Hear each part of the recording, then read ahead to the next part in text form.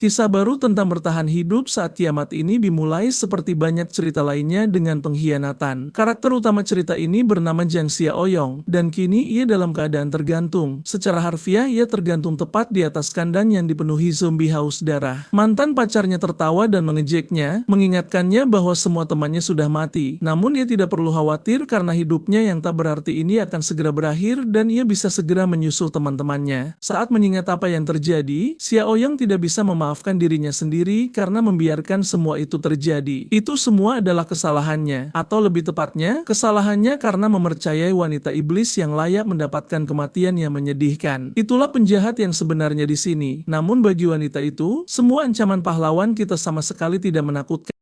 Dia telah menemukan pacar baru yang lebih kuat dan lebih kaya. Kini dia meminta pacar barunya itu untuk menyingkirkan sampah ini. Pria gemuk itu tidak keberatan sama sekali untuk membantu dan menawarkan diri untuk menyiksa Jang Xiaoyong secara perlahan agar sang gadis bisa menikmati pemandangan itu dan melampiaskan amarahnya. Sebelum menekan tombol, si gemuk dengan sinis berterima kasih kepada Xiaoyong atas semua perbekalannya. Berkat kemurahan hatinya, mereka akan bisa hidup nyaman selama beberapa bulan. Itulah akhir dari percakapan tersebut dan Xiaoyong jatuh tepat ke dalam kandang zombie. Bagi makhluk-makhluk gila ini, tidak ada bedanya apa yang harus diserang. Daging segar adalah satu-satunya hal yang mereka dambakan di dunia ini. Xiaoyong yang terikat hanya bisa berteriak kesakitan dan bermimpi. Jika saja ia punya kesempatan kedua untuk menjalani hidupnya lagi, ia akan membuat mantan pacarnya, Kujing, dan si gemuk Li Shuang membayar mahal atas apa yang telah mereka lakukan. Namun tiba-tiba, seolah-olah Xiaoyong terbangun dan mendengar suara Kujing yang menjijikan, menuntut penjelasan. Dia ingin tahu mengapa Xiaoyong masih belum menuliskan namanya di sertifikat rumah. Apakah dia tidak mencintainya sama sekali? Sementara itu, Xiaoyong mencoba untuk sadar dan menyadari apa yang sedang terjadi. Apakah dia telah terlahir kembali ke masa sebelum kiamat? Di masa lalunya, dia ditipu oleh Kujing. Kujing tidak hanya menipu dan mengambil warisan yang ditinggalkan orang tuanya, tetapi dia juga akhirnya menjadi tunawisma. Kemudian, kiamat dimulai dan bencana global mengubah manusia menjadi zombie, menjerumuskan seluruh dunia ke dalam kekacauan. Namun, bahkan di tengah kekacauan ini, Xiaoyong tidak bingung, dan dengan bantuan teman-temannya, ia berhasil bertahan hidup, dan setelah berkelana, ia membangun zona aman. Di sana, mereka tidak perlu takut pada zombie, dan berkat perbekalan yang cukup, mereka bisa hidup di sana selama berbulan-bulan. Saat itulah Kujing muncul kembali. Dia berpura-pura menjadi orang yang putus asa yang mencari tempat berlindung, dan dia memenangkan simpati Xiaoyong lagi. Ya, itu sangat bodoh dan dia menyadarinya sendiri sekarang. Malam berikutnya, dia membuka gerbang zona aman bagi musuh yang sudah lama bermimpi menghancurkan mereka. Kini, wanita pengkhianat yang sama itu tidak kunjung tenang dan menuntut mahar sebesar 400.000 yuan sebagai tambahan atas rumah jika dia ingin menikahinya. Dia bersikap seperti biasa, yakin bahwa Xiaoyong terpesona oleh kecantikannya dan tidak bisa melihat sifatnya yang busuk. Namun kali ini akan berbeda, dia tidak akan membiarkan makhluk jahat ini mempermainkannya, meskipun dia harus bertindak hati-hati. Menjadi terlalu impulsif bisa menyakitinya sekarang. Kujing memberinya waktu seminggu untuk melakukan apa yang dia minta. Jika tidak, pernikahan akan dibatalkan. Saat itu, Xiaoyong mengusirnya dari rumah dan meyakinkannya bahwa dia mengerti. Kujing tidak terbiasa dengan sikap seperti itu dan tidak bisa mengerti apa yang sedang terjadi. Sejak kapan budatnya, Xiaoyong menjadi begitu tegas? Apakah dia berubah pikiran untuk menjadi pelayannya? Sekarang setelah dia terbebas dari pengkhianat yang menyebalkan itu, dia bisa melihat sekeliling. Hanya ada sebulan tersisa sebelum kiamat dimulai dan Xiaoyong harus segera mulai bersiap, kalau tidak akan terlambat. Tiba-tiba, dia menerima pemberitahuan seperti dalam sebuah permainan. Dia menerima misi sistem. Setelah mengaktifkan sistem kiamat, misi tersebut memiliki nama yang sangat umum, persiapan kiamat. Untuk menyelesaikannya, dia perlu memiliki sebidang tanah dan menyiapkan stok perbekalan selama setahun. Untuk menyelesaikannya, Xiaoyong bisa mendapatkan 10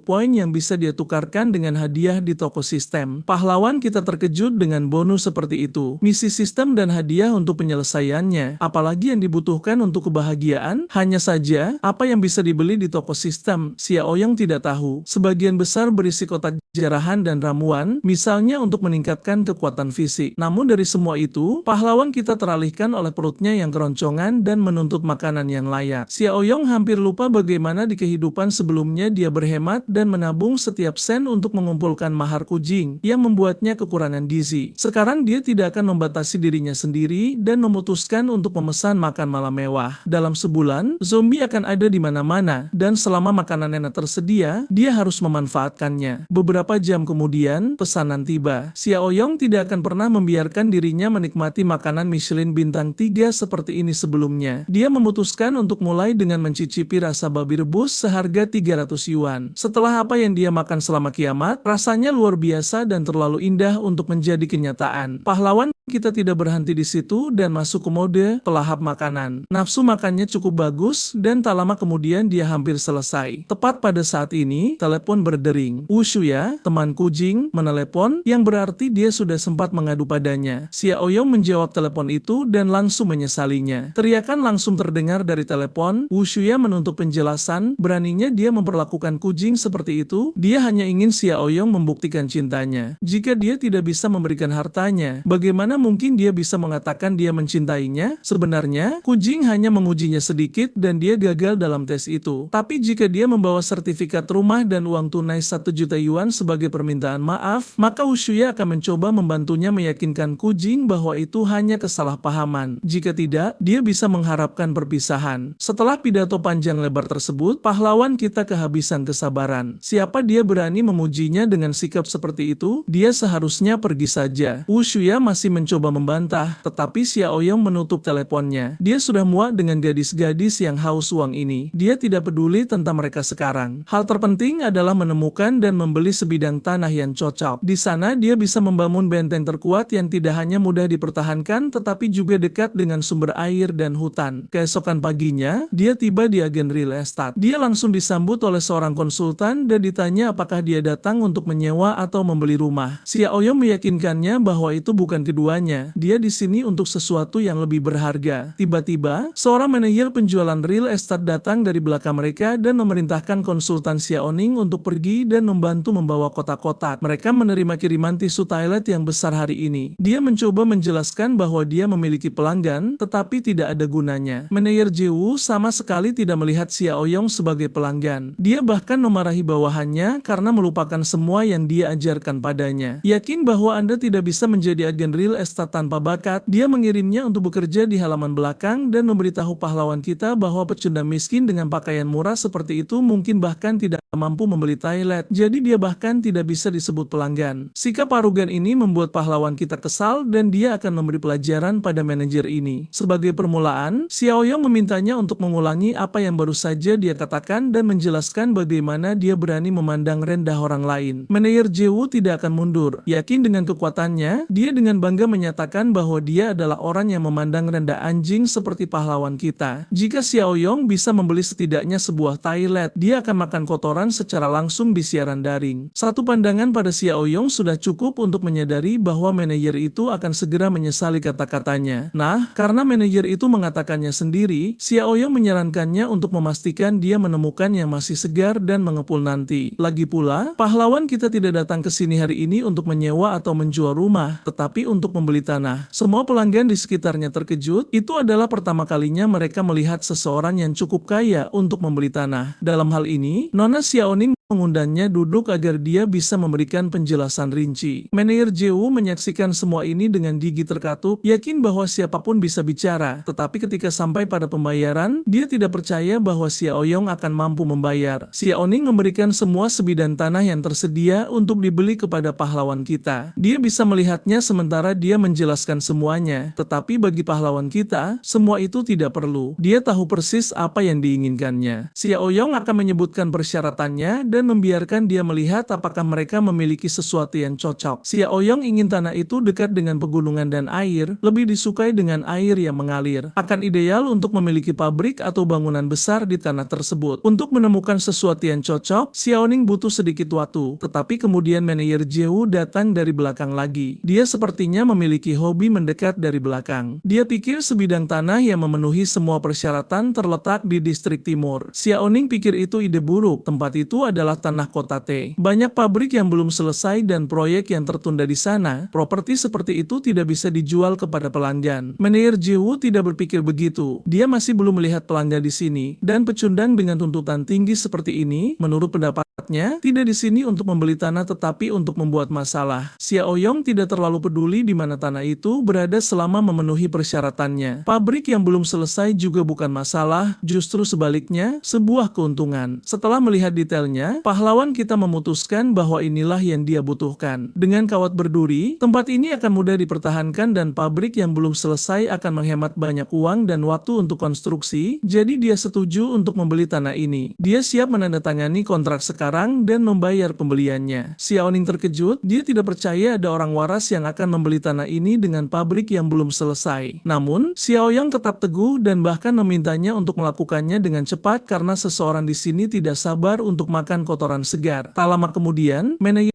Jiwoo memegang cek di tangannya dan tidak percaya itu mungkin. Gembel ini mampu membayar 300.000 yuan untuk tanah dengan pabrik terbengkalai. Ini gila baginya. Sebelum pergi, Xiao Yong mengingatkannya bahwa dia telah melakukan pembayaran dan sekarang giliran manajer itu untuk menepati janjinya. Sementara Jiwoo menikmati prosesnya, Xiao Yong akan mengiriminya donasi di super chat agar dia tidak terlalu tersinggung. Pelanggan lain mulai menyemangati si manajer gemuk untuk bergegas karena mereka sudah memulai siaran langsung. Seseorang baru saja merasa perutnya tidak enak, tetapi dia berjanji setidaknya akan segar. Dengan demikian, Xiao Yong telah menyelesaikan langkah pertama tugas sistem. Sekarang saatnya untuk beralih ke langkah kedua. Xiao Yong telah menghabiskan semua uangnya untuk membeli tanah, dan sekarang dia perlu mencari cara untuk mendapatkan uang guna mengumpulkan perbekalan. Saat dia meninggalkan agen real estate, dia dikenali oleh kenalan lama, Li Shuang, dan dia segera bertanya-tanya apa yang dilakukan pahlawan kita di sini. Namun, semua pertanyaan itu hilang dari kepalanya ketika dia melihat apa yang terjadi di dalam. Staf dan pelanggan memaksa manajer Jiwoo untuk menepati janjinya, sementara dia dengan putus asa meminta bantuan dan betapa dia tidak ingin memakan kotoran. Sementara itu, Kujing sedang mengecat kukunya dan menikmati hidup tanpa beban. Dia mendapat telepon dari Li Shuang dan bertanya apakah dia tahu bahwa Xiao Yong telah datang ke perusahaan real estate untuk membeli tanah. Tentu saja dia tidak tahu dan terkejut dari mana dia mendapatkan begitu banyak uang. Li Shuang mengklarifikasi bahwa Xiao Yong telah membayar 300.000 yuan, mungkin uang mahar yang dia tabung. Sekarang dia sangat marah karena bajingan itu berani menggunakan uangnya. Li Shuang menyarankannya untuk tenang dan tidak marah, melainkan pergi mencari Xiao Yong dan bertanya apa yang sedang terjadi. Tetapi dia dibutakan oleh amarah, dia tidak akan bertanya apa-apa padanya. Bajingan itu menggunakan uangnya dan dia akan mengungkapnya hari ini. Sementara itu, pahlawan kita memiliki kekhawatirannya sendiri. Membeli perbekalan dan membangun markas membutuhkan banyak uang untuk ditemukan. Semua renungan damainya terganggu oleh ketukan panik di pintu. Itu adalah Kujing bersama saudara perempuannya. Dia masih marah karena Xiao Yong berani menghabiskan uangnya. Xiao Yong masih tidak mengerti apa yang dia bicarakan. Kujing, di sisi lain, melanjutkan apa yang dia pikir sebagai pengungkapan bahwa dia menggunakan uang mahar untuk membeli tanah. Uang itu miliknya, dan karena dia membeli tanah dengan uang itu, tanah itu juga miliknya. Xiao Yong bahkan tidak tahu bagaimana menanggapi klaim wanita gila ini. Dia akhirnya memutuskan untuk menjelaskan segalanya padanya dengan cara yang bahkan orang bodoh seperti dia pun akan mengerti. Dia punya banyak uang, tetapi dia tidak akan menghabiskan 1 sen pun untuknya. Selain itu, dia tahu tentang perselingkuhannya dengan Li Shuang. Kujing tidak mengerti apa yang sedang terjadi dan bagaimana dia bahkan tahu tentang dia dan Li Shuang. Saudara perempuannya, melihat kemana arah pembicaraan, menyarankan semua orang untuk tenang dan menyelesaikan kesalahpahaman kecil di antara pasangan ini. Tetapi Xiao Yong tidak akan membuang waktu berharganya pada dua orang ini. Tidak ada kesalahpahaman di sini. Kujing bukan pacarnya, melainkan keset yang menyedihkan bagi si tua gemuk Li Shuang. Tepat setelah itu, dia membanting pintu di depan wajahnya dan menyuruhnya pergi. Hanya melihatnya saja sudah membuatnya kesal. Kujing masih tidak mengerti bagaimana dia tahu. Dia dan Li Shuang selalu sangat berhati-hati saat menyewa kamar. Saudara perempuannya juga tidak tahu tentang mereka dan tidak mengerti mengapa saudara perempuannya tidak berbagi informasi penting seperti itu sebelumnya. Apakah dia benar-benar berkencan dengan pria parubaya itu? Kujing meyakinkan bahwa itu bukan hal serius. Mereka baru menyewa kamar beberapa kali. Dalam situasi yang tidak terkendali seperti itu, mereka tidak punya pilihan selain pulang dan menyusun rencana baru. Hanya itu yang bisa mereka lakukan. Karena saudara perempuannya mengacau dengan Xiaoyong, Wu Xie sendiri sekarang tidak akan menahan diri dan ingin memikat Xiaoyong. Bagaimanapun, mereka adalah saudara perempuan yang baik. Keesokan harinya, Xiaoyong tiba di tanahnya bersama kru konstruksi. Dia ingin membangun kembali satu pabrik dan bertanya-tanya berapa lama waktu yang dibutuhkan. Setelah analisis terperinci, Mandorli menyimpulkan bahwa memperkuat dinding, membangun menara pelindung, memasang kawat berduri Texas, menebalkan pintu baja lapis baja, dan menambahkan kaca anti peluru adalah proses yang memakan waktu. Namun dia tertarik pada satu pertanyaan tambahan. Kekuatan seperti apa yang telah menyinggung pahlawan kita sehingga dia perlu membangun benteng seperti itu? Xiaoyong menyarankannya untuk tidak terlalu banyak bertanya karena terlalu banyak tahu tidak akan membawa kebaikan. Pahlawan kita hanya ingin tahu berapa biayanya untuk menyelesaikan konstruksi dalam sebulan. Mandor meyakinkannya bahwa itu tidak bisa dilakukan dalam sebulan. Dalam hal ini, Xiaoyong tahu banyak orang yang bersedia melakukannya sebagai gantinya. Mandor menjawab bahwa nyawa dan kesejahteraan para pekerja lebih berharga. Ini mengejutkan pahlawan kita. Dia baru pertama kali bertemu Mandor dengan hati nurani, tetapi ternyata dia salah. Itu hanya berarti akan ada banyak uang yang dibutuhkan. Xiaoyong memintanya untuk memberitahu harganya tanpa penundaan. Mandorli menghitung bahwa jika mereka harus menyelesaikan proyek dalam sebulan, para pekerja harus bekerja sepanjang waktu, jadi biayanya akan mencapai 6 digit. Harganya 20 juta dan mereka ingin mendapatkan deposit 5 juta yuan sebelum mereka memulai konstruksi agar bisa segera bekerja. Namun, pilihan ini tidak begitu cocok untuk pahlawan kita. Dia ingin mereka segera bekerja dan dia akan mentransfer uangnya dalam waktu seminggu. Perusahaan konstruksi tidak perlu khawatir dia tidak akan membayar. Jika tidak bisa, tanah itu akan menjadi milik mereka. Tiba-tiba, Wu Xie muncul di lokasi konstruksi. Dia dengan menantang memeluk lengannya dan bertanya apa yang dia lakukan di sini. Xiaoyong sudah muak dengan wanita busuk ini. Di kehidupan sebelumnya, dia bersama Kujing telah memaksanya keluar dari warisan orang tuanya, dan kali ini dia bersedia membuatnya membayar 2 kali lipat. Semua usahanya sia-sia, tidak peduli seberapa keras dia mencoba bertindak sebagai gadis baik, dia bisa melihat sifat busuknya. Dia bertanya apakah ini tanah yang dia beli. Pemandangannya begitu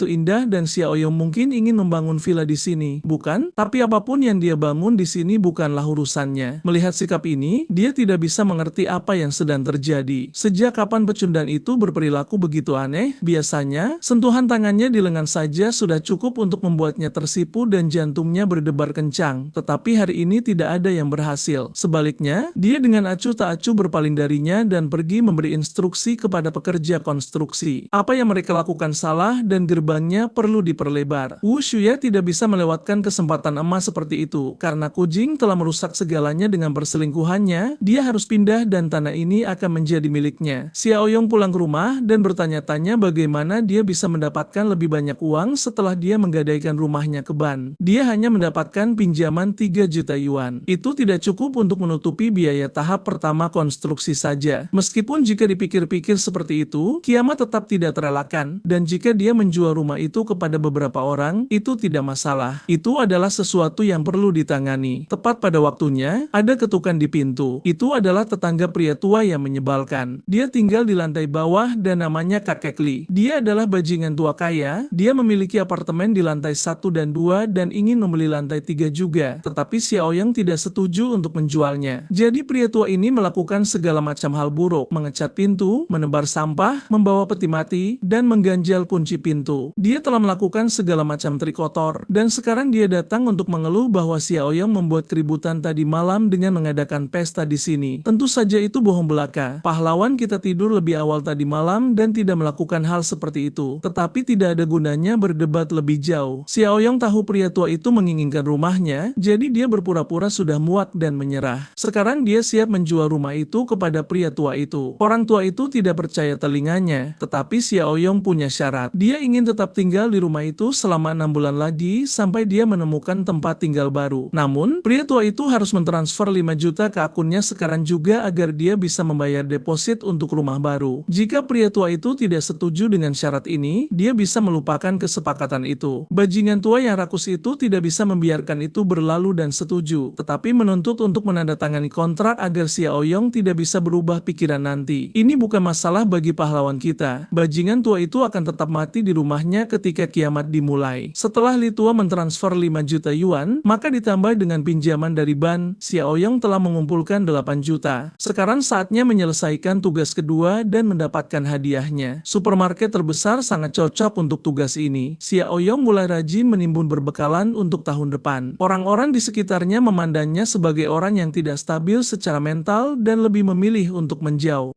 Akhirnya, dia menyeret sekumpulan keranjang belanja ke kasir. Orang-orang di sekitarnya masih tidak mengerti mengapa dia membeli begitu banyak barang. Mereka hanya menertawakannya seolah-olah dia hanyalah orang bodoh lain yang percaya pada rumor tentang kiamat dan akhir dunia. Namun percakapan mereka tidak berarti apa-apa. Hal terpenting adalah Xiaoyong telah menyelesaikan tugas sistem dan menerima 10 poin. Di antara semua opsi yang tersedia di toko sistem, kotak perbekalan protagonis bernilai 10 poin, dan Xiaoyong tidak ragu untuk menggunakan kesempatan ini dan memutuskan untuk menghabiskan semua poin yang tersedia untuk kotak ini. Pembelian itu berhasil dan dia menerima kotak misterius ini. Setelah membukanya, dia menerima cincin ruang level 1 yang memungkinkan dia menggunakan subruang sendiri seluas 500 meter kubik. Juga di dalam, waktu berdiri diam, memungkinkan barang-barang di dalamnya tidak membusuk. Ini adalah keuntungan yang sangat sukses. Ada alasan mengapa pahlawan kita memiliki firasat baik tentang kotak ini. Fakta bahwa waktu di dalam subruang berdiri diam berarti dia bahkan bisa menyimpan makanan segar di dalamnya dan tidak akan pernah membusuk. Bersama dengan item baru,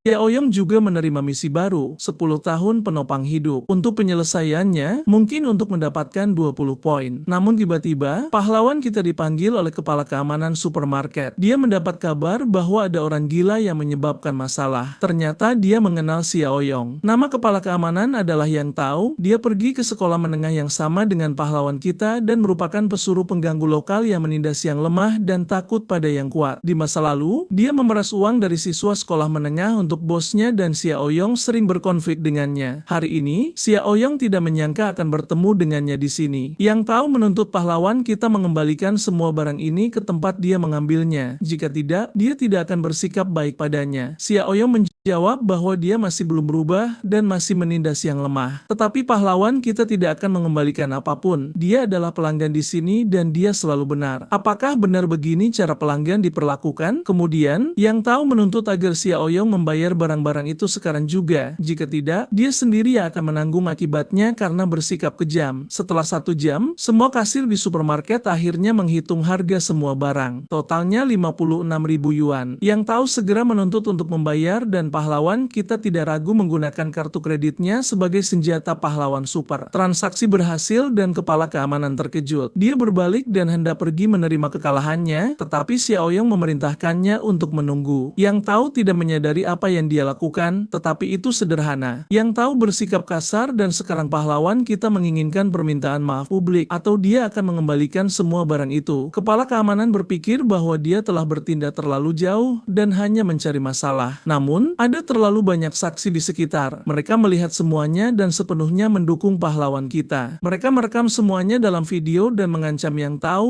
untuk membuatnya terkenal di seluruh internet jika dia tidak meminta maaf. Xiaoyong juga berjanji bahwa jika permintaan maafnya cukup tulus, dia akan membeli barang-barang di sini 10 kali lipat lebih banyak. Jika Yang Tahu tidak mempercayainya, maka dia bisa membawa mesin edisi dan pahlawan kita akan menunjukkan saldonya. Yang Tahu tidak percaya ketika dia melihat 7 juta di akunnya. Xiaoyong hanya menuntut untuk meminta maaf dan kemudian dia akan terus membeli. Sementara kepala keamanan berjuang dengan harga dirinya, pertempuran ini berlangsung singkat dan dia kalah. Tekanannya terlalu tinggi dan dia menyerah dan meminta maaf. Saat lewat, Xiaoyong menyarankannya untuk tidak terlalu gegabah di masa depan karena Anda tidak pernah tahu bagaimana situasi akan berubah. Sekarang Yang Tahu memakai topeng kebajikan dan bertanya mengapa pahlawan kita membeli begitu banyak hal. Tentu saja, Xiaoyong menjawab itu bukan urusannya. Dia merencanakan kesepakatan besar. Dalam hal ini, Yang Tahu apa yang harus ditawarkan. Barang-barang di gudang supermarket ini tidak cukup. Jika Xiaoyong ingin melakukan kesepakatan besar, dia seharusnya mencari grosir, dan dia kebetulan tahu satu karena dia bekerja di supermarket itu. Itu adalah Jan Shena. Dia saat ini berbisnis grosir. Dia segera meneleponnya dan dengan gembira memberitahu bahwa dia telah menemukan pelanggan besar untuknya. Xiaoyong menyadari bahwa beberapa orang memang tidak pernah berubah, dan karena kedua perundung ini masih bekerja sama, dia hanya bisa bertanya-tanya seberapa banyak mereka telah menipu supermarket. Tak lama kemudian Dan mereka tiba di gudang grosir bersama. Sebuah mobil mahal melaju ke arah mereka dengan cukup ceroboh. Dari cara Jiang Sheni mengemudi dengan arogan, pahlawan kita menyadari bahwa dia mungkin belum pernah ditipu sebelumnya dan inilah saatnya untuk memperbaikinya. Itu adalah pertemuan teman lama. Meskipun bos yang arogan itu tidak langsung mengenali pahlawan kita dan Tao harus mengingatkannya bahwa mereka pernah bersekolah di sekolah menengah pertama dan atas bersama. Meski begitu, Shan Jai merasa kesulitan mengingat siapa Xiao Yong pada awalnya. Namun setelah berpikir sejenak, dia akhirnya ingat. Itu benar-benar pria yang sedikit punya nyali. Shang Yi melihat mantan teman sekelasnya itu sekali, dia sama sekali tidak menyukai pakaian murah yang bukan rancangan desainer itu. Dia membenci orang-orang yang berpura-pura kaya padahal tidak. Shang Yi sudah menarik kesimpulan tentang pahlawan kita berdasarkan pakaiannya. Dia segera berpaling ke Tao untuk memberi pelajaran pada si idiot ini karena membawakannya klien besar yang tidak berguna dan membuang-buang waktunya. Shang Yi bahkan menendang pantatnya agar bisa berpikir lebih baik di lain waktu. Meskipun Tao mencoba untuk tetap teguh karena tahu Xiao Yong sebenarnya kaya, Shang Yi bahkan tidak bisa membiarkan pikiran seperti itu muncul. Dia telah berkecimpung dalam bisnis ini selama bertahun-tahun dan dia pikir dia bisa tahu sekilas siapa yang kaya dan siapa yang tidak. Xiao Yong melihat bahwa beberapa orang tidak pernah berubah dan menyebut Shang Yi sebagai orang buta huruf yang meremehkan orang lain. Shang Yi segera mencengkeramnya dan menuntutnya untuk mengulangi apa yang baru saja dia katakan. Xiao Yong sama sekali tidak takut padanya dan mengulangi di depan wajahnya bahwa dia memang meremehkan orang lain. Namun ternyata bukan ini yang menyinggung perasaannya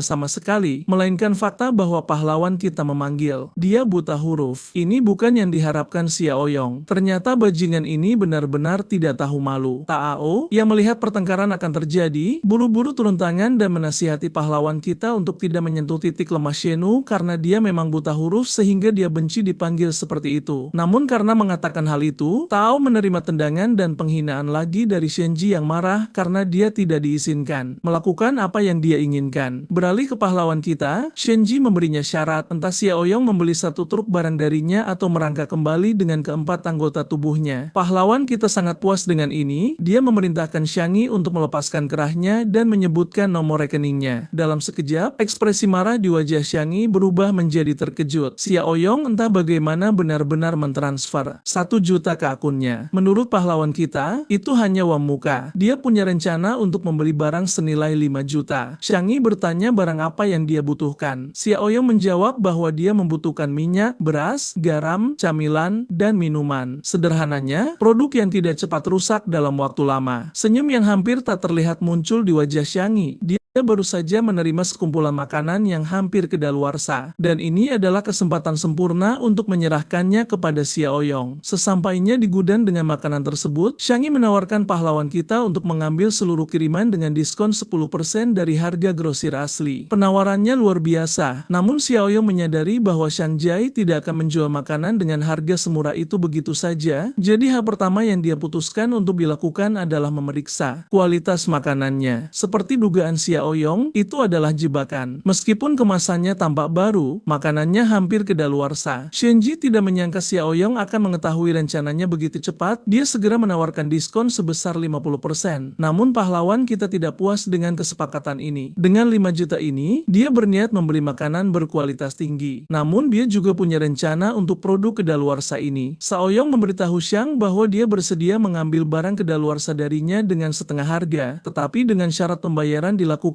dalam sebulan. Shang Yi tidak percaya dengan kata-kata pahlawan kita, tetapi Xiao Yong menjawab bahwa dia akan menjaminkan rumahnya. Shang Yi bingung karena dia tidak mengerti mengapa Xiao Yong membutuhkan makanan kedaluarsa itu. Dia bahkan tidak bisa curiga bahwa setelah beberapa saat, makanan kedaluarsa ini pun akan sangat berharga. Xiao Yong tidak berniat memberikan detail dan menyuruh Shang Yi untuk mengirimkan barang kepadanya di alamat yang tepat. Tiba-tiba seseorang menelepon pahlawan kita mengenai penjualan rumah. Dengan cepat mengucapkan selamat tinggal kepada Shanghai dan tahu dia pergi. Pembelinya adalah seorang pria tua yang siap membayar uang muka 400.000 dan memberi Xiao Yong 3 bulan untuk pindah. Semuanya berjalan begitu baik hingga membuat pahlawan kita sedikit waspada. Dia bertanya kepada pria tua itu mengapa dia terburu-buru. Dia menjawab bahwa cucunya akan pindah sekolah dan dia membutuhkan tempat tinggal. Xiao Yong adalah satu-satunya yang menjual rumah di lingkungan itu. Pria tua itu begitu jujur sehingga dia memberikan semua informasinya sendiri kepada Xiao Yong. Pahlawan kita bertanya apakah dia takut dengan informasi ini, dia mungkin menaikkan harganya. Pria tua itu menyadari kesalahannya dan dalam kepanikan mulai memohon kepada pahlawan kita untuk tidak melakukannya karena itu adalah seluruh tabungannya. Xiao Yong bukan bajingan yang memanfaatkan kebaikan orang yang tidak bersalah. Dia menjawab bahwa kesepakatan mereka jadi, lalu menandatangani kontrak. Pria tua itu sangat bahagia karena sekarang cucunya punya tempat untuk tinggal. Dia sangat baik dan sopan hingga dia bahkan meminta maaf kepada Xiao Yong karena mengganggunya dari pekerjaannya. Menyadari betapa baik dan jujurnya pria tua itu, pahlawan kita merasa bahwa dia dan cucunya tidak akan bertahan sebulan di kiamat. Memanggil pria tua yang sudah pergi itu, dia menanyakan alamatnya. Setelah beberapa saat, Xiao Yong tiba di tanah miliknya sendiri di mana pekerjaan sedang berlangsung dengan lancar. Setelah memberitahu mandor bahwa pembayaran akan segera ditransfer, dia menanyakan perkembangannya. Ternyata hampir 80% pembangunan telah selesai. Perlindungan dan ketebalan dinding serta pintu persis seperti yang dia minta. Gudang itu didasarkan pada pabrik di sana. Semuanya sudah siap dan gudang bisa digunakan. Ini adalah kabar baik. Xiao Yong segera menelepon Xiang Yi dan menyuruhnya membawa persediaan. Segera gudang, yang lebih mirip berangkas kiamat, mulai terisi dengan sumber daya di bawah perintah ketat Xiao Yong. Semuanya siap pada malam hari. Begitu para pekerja pergi, pahlawan kita akhirnya bisa mengevaluasi pekerjaan yang dilakukan. Semuanya telah berjalan sesuai rencananya dan sekarang dia bisa menghela napas. Pada saat yang sama, sistem mengirimkan pemberitahuan bahwa dia telah berhasil menyelesaikan tugas yang memberinya 20 poin sistem. Ketika Xiao Yong membuka toko sistem, dia melihat ada kotak baru dengan kemampuan yang bangkit di dalamnya. Ini berarti dia bisa memperoleh kemampuan supernatural sebelum kiamat dimulai. Xiao Yong membeli satu kotak tanpa ragu sedikit pun. Saat dia membuka kotak itu, dia memperoleh kemampuan level 1 yang disebut Mind's Eye. Berkat itu, dia bisa mendeteksi permusuhan target. Xiao Yong senang karena menurutnya ini adalah salah satu keterampilan yang paling berguna di tahap awal kiamat. Sistem tampaknya tidak ingin pahlawan kita bersantai karena segera mengiriminya tugas lain. Kali ini dia perlu mendapatkan senjata, banyak senjata. Xiao Yong tidak keberatan sama sekali karena itulah yang memang dia rencanakan. Saatnya mendapatkan senjata dengan tugas baru di tangan untuk mempersenjatai diri menghadapi kiamat yang akan datang.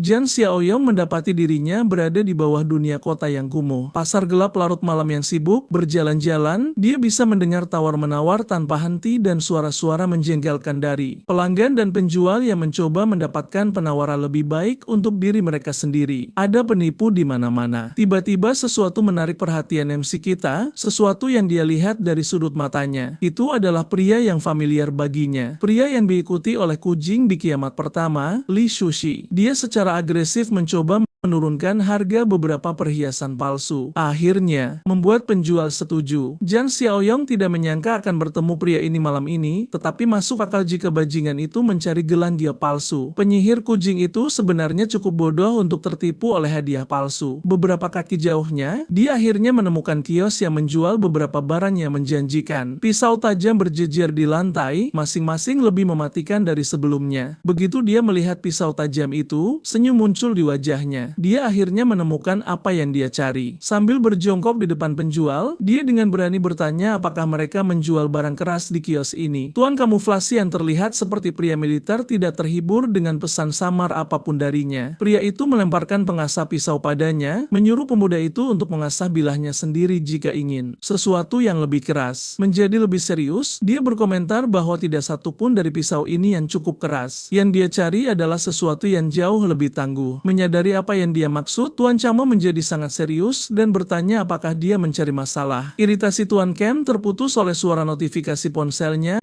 bahwa 200.000 yuan telah ditransfer ke rekening banknya. Di depannya adalah Jan Xiaoyong yang memegang tanda terima setelah dia mengirimkan dana astronomis melalui kode QR di kios. Ini adalah caranya menenangkan penjual yang marah dan membuktikan bahwa dia adalah pembeli yang serius. Akhirnya yakin, Tuan Chamo memanggil salah satu anak buahnya untuk datang dan menjaga kios sementara dia menangani bisnis yang sebenarnya. Sikapnya terhadap Jan Xiaoyong berubah 180 derajat. Saat dia dengan sopan memimpin pemuda itu masuk ke gedung lain karena berbicara di luar mungkin sedikit tidak nyaman. Mereka tidak memiliki masalah memasuki gedung yang tidak mencolok di sebelah toko. Tuan Chamo sekarang mencoba menjual senjata rakitan kepada Xiaoyong untuk target kecil. Harganya 2.000 yuan dan amunisi akan murah. Anak kita segera menolak, itu memicu semangat kompetitif Tuan Kem. Sedikit, jadi dia mengeluarkan beberapa replika revolver yang dimodelkan setelah pistol tugas aktif seharga 5.000 yuan. Anda akan mendapatkan penembak 9 mm, pelurunya akan seharga 5 yuan per butir. Bagi Xiaoyong, jumlah ini nyaris dapat diterima tetapi dia membayar di muka 200.000 yuan. Barang rongsokan ini sama sekali tidak membangkitkan minatnya. Bingung dengan penyebutan pembayaran di muka, Tuan Chamo bertanya apa yang dia maksud dengan itu. Jian Xiaoyong menyatakan bahwa transfer awal dari tadi hanyalah pembayaran di muka 10% untuk pesanan senjata senilai 2 juta yuan. Tuan Chamo mulai sedikit khawatir mengenai afiliasi pembeli misterius ini. Xiaoyang membuat omong kosong tentang bagaimana bawahannya biasanya menangani jenis pembelian curang ini, tetapi dia di sini sekarang dan tidak menghargai pertanyaan yang tidak diinginkan mengenai identitasnya. Merasakan bahwa pemuda itu pasti serius, Tuan Chamo dengan hormat mendesaknya untuk menunggu sebentar sementara dengan panik berlari ke ruangan yang berbeda. Dia buru-buru mengunci pintu masuk untuk berjaga-jaga. Tuan Chamo juga melihat sekeliling area sekitar melalui jendela. Dia menoleh ke Jiang Xiaoyong dan mengklaim bahwa dia datang ke orang yang tepat. Berjalan lebih dekat, dia berbisik bahwa dia akan menangani masalah ini. Yang dia butuhkan hanyalah alamat dan mereka akan melanjutkan transaksi pada tengah malam lusa. Dia hanya akan menerima uang tunai. Pada saat Jiang Xiaoyong keluar dari tempat yang tidak mencolok itu, Tuan Kem praktis memperlakukannya seperti VIP. Xiaoyong cukup sial untuk kembali ke jalan pasar malam tepat ketika bajingan familiar dari sebelumnya sedang berjalan-jalan. Lu Chong berkomentar tentang pertemuan tak terduga ini di pasar gelap. Sekarang masuk akal mengapa pemuda itu menghabiskan begitu banyak uang akhir-akhir ini. Ada juga masalah Kujing. Dia menganggap bahwa anak itu pasti telah melihat terlalu banyak sarang keuangan akhir-akhir ini dan sekarang dia mencoba untuk menyerah, menjual semuanya, dan hidup dengan nyaman tanpa terganggu oleh semua kata-kata tidak masuk akal dari bajingan gemuk. Jiang Xiaoyong berpikir akan lebih praktis untuk mencoba kemampuan yang baru diperolehnya. Membuka mind's eye-nya, aura yang tak terlihat menyala di pandangannya. Dia bisa melihat indikator wajah bahagia di atas kepala Tuan Kem dan wajah marah pada Li Shuang. Ini adalah kemampuan yang sangat berguna seperti yang diharapkannya. Untuk bereksperimen lebih lanjut,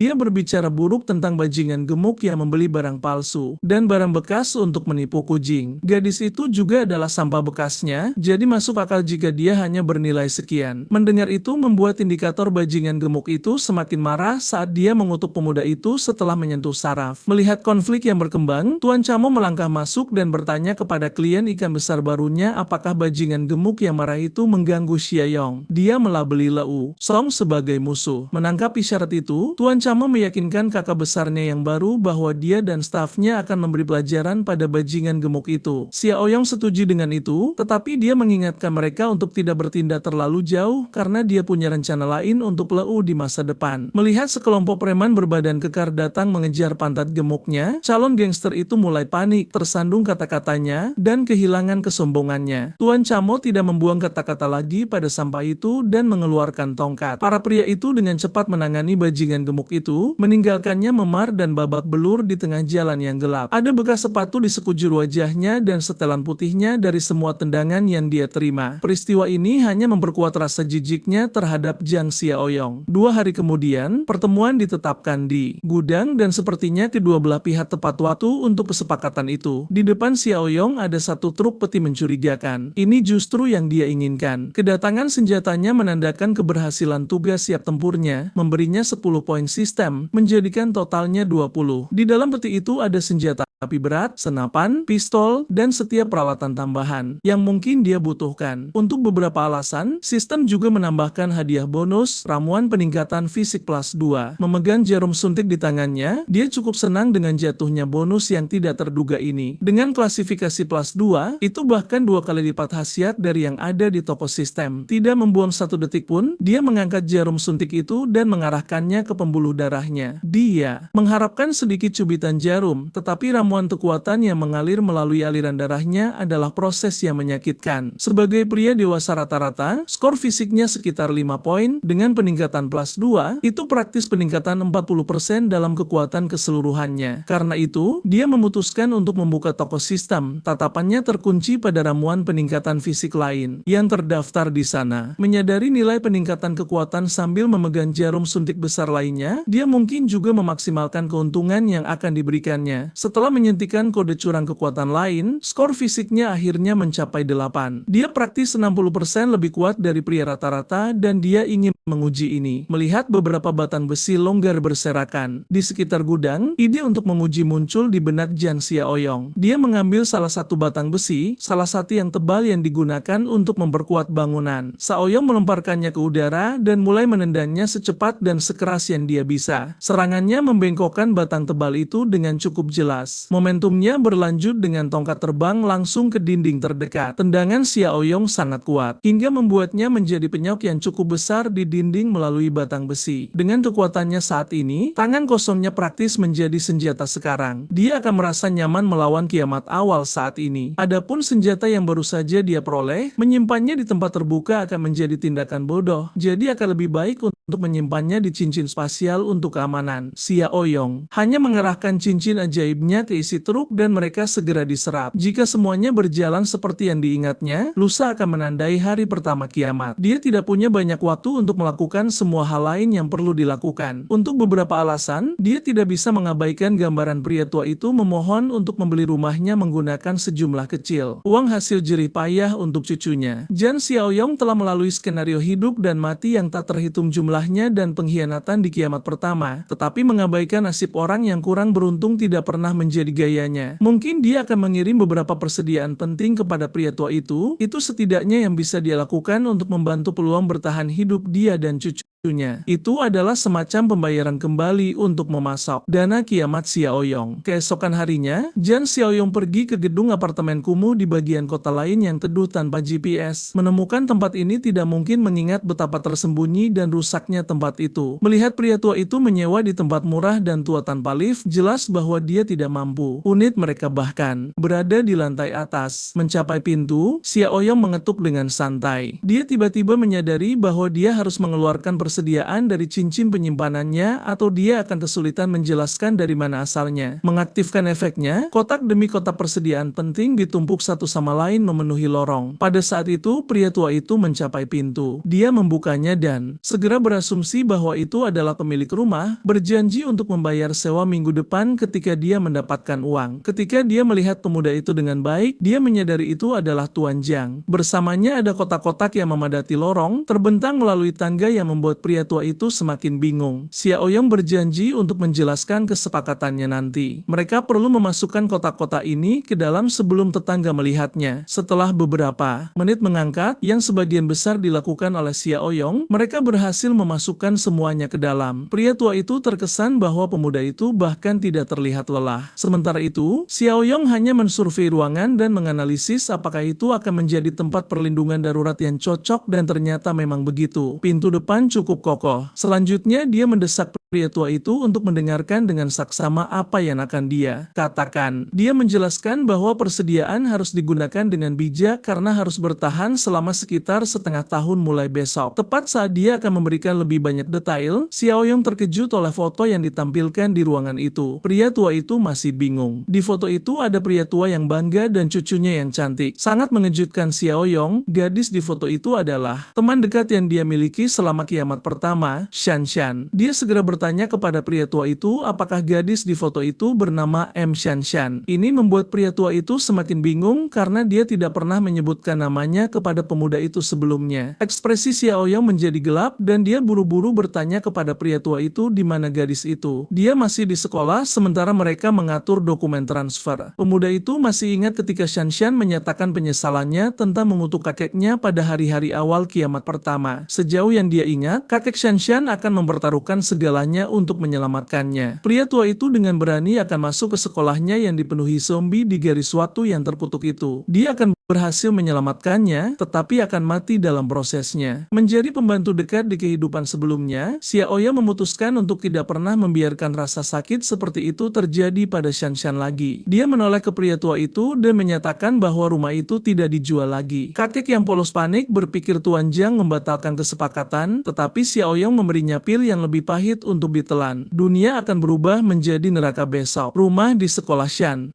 tidak akan menjadi masalah lagi. Untuk saat ini mereka perlu menjemputnya dan memindahkannya ke tempat yang lebih aman. Deklarasi mendadak ini hanya membuat pria tua itu semakin bingung. Xiaoyong sangat terburu-buru sehingga dia gagal memperhitungkan ketidakpercayaan kiamat. Sulit untuk menjelaskan apa yang akan terjadi pada pria tua, jadi dia menggunakan istilah yang lebih mudah dimengerti untuk kepala tua. Mendesak pria tua itu untuk membayangkan betapa tragis dan menakutkannya hidup melalui kelaparan. Tentu saja itu terdengar menakutkan, tetapi kelaparan tidak bisa terjadi di masa damai, bukan? Menyadari bahwa tidak ada kata-kata yang bisa meyakinkan pria tua itu untuk mempercayainya, Jan Xiaoyong mengambil pendekatan tunjukkan bukan katakan. Dia menyedot semua kotak persediaan kembali ke cincin penyimpanannya dalam sekejap. Dia bahkan memasukkan semua yang ada di ruangan itu dengan. Waktu dia selesai, pria tua itu melihat ruangan kosong yang luas. Tidak ada kata lain untuk menggambarkannya selain sihir. Jom Xiaoyong menyatakan bahwa dia memiliki kekuatan super dan bisa melihat ke masa depan. Pria tua itu harus mendengarkan semua yang dia katakan untuk bertahan hidup dan menyelamatkan Shanshan. Langkah mereka selanjutnya adalah mengeluarkan gadis itu dari sekolah itu. Dalam perjalanan mobil ke tempat Shanshan berada, pria tua itu, mulutnya masih terbuka lebar, matanya tertuju pada pemuda yang sulit dipercaya. Untuk sampai ke sana secepat mungkin, Xiaoyong mengemudi seperti orang gila seolah-olah aturan lalu lintas hanyalah saran. Keluar dari kendaraan, mereka perlu menemukan Shanshan dimanapun dia berada. Di depan salah satu gedung departemen, ada seorang wanita muda dikelilingi oleh beberapa siswa lain. Itu tidak lain adalah Shannon. Saat ini, beberapa penyihir stereotip menampar wajahnya karena seorang anak laki-laki menyukainya. Dengan mata menantang, Shannon bersikeras bahwa dia bahkan tidak ingin bersama orang aneh itu dan dia memang menyukai perhatian dari si cerep itu. Penyihir lain masuk dan menendang perutnya karena berani menjawab. Dua penyihir bergiliran memukulinya karena cemburu atas semua perhatian yang didapat Shanshan karena kecantikannya. Situasi dengan cepat meningkat hanya untuk diinterupsi oleh suara pria tua itu. Setelah melihat cucunya dalam posisi yang begitu memilukan, para penyihir itu mengalihkan perhatian mereka ke kakek. Berlari menuju cucunya yang berharga, dia meneriaki para wanita muda yang tidak disiplin itu atas apa yang mereka lakukan pada Shannon, menyuruh mereka melepaskan gadis itu. Saat itulah beberapa preman jelek berdiri di jalannya, menyuruh pria tua itu mundur dan membiarkan para gadis menyelesaikan urusan mereka tanpa gangguan. Sengaja memamerkan senjata tumpul dan pisau mereka, pria tua itu tidak ragu untuk menyerbu bahkan ketika diancam dengan pisau, meneriaki anak-anak lelaki itu karena menjadi pengganggu yang tidak sopan. Salah satu preman mengangkat tongkat besinya, mengarahkannya ke kepala pria tua itu. Itu akan menjadi cobaan yang cukup parah jika tongkat itu mengenai, tetapi Xiaoyong memutuskan untuk masuk tepat waktu, menghentikan serangan pengganggu itu. Dia melihat pemborosan ruang muda itu, sepertinya senjata muda masih belajar menjadi preman. Dua lainnya mengalihkan perhatian mereka ke Xiaoyong. Mereka pikir dia adalah kakak laki-laki Shanshan atau semacam target empuk. Namun demikian, tangan pengganggu yang memegang tongkat besi tidak bergerak tidak peduli seberapa keras dia berjuang. Dan kemudian Xiaoyong membuatnya memakan tendangan padat ke pleksus surya. Preman malang itu terbang ke udara tampak seperti diluncurkan oleh meriam. Melihat nasib preman pertama, dua lainnya ragu sejenak. Dilihat dari kelihatannya, Xiaoyong tampak terlatih dalam pertempuran. Mungkin jika mereka menyerang secara berdua, mereka bisa mendaratkan pukulan. Tetapi melihat tatapan dingin dan penuh perhitungan Xiaoyong, sepertinya tidak demikian. Dua preman, satu di depan memegang pisau dan yang lainnya di belakang memegang tongkat bisbol. Ini adalah rencana terbaik yang bisa disusun oleh dua calon preman tersebut. Yang pertama bergerak adalah dia yang datang dari sisi samping dengan ayunan tongkat penuh. Merasakan serangan yang datang, Xiao yang dengan mudah menghindar dengan menunduk cepat. Tubuh barunya terbukti sudah sangat berguna. Setelah meminum ramuan dan meningkatkan kemampuan fisiknya, kecepatan reaksinya bahkan semakin tajam. Dia mencengkeram preman yang mencoba memukul kepalanya, menarik kerah bajunya seolah Xiao yang sedang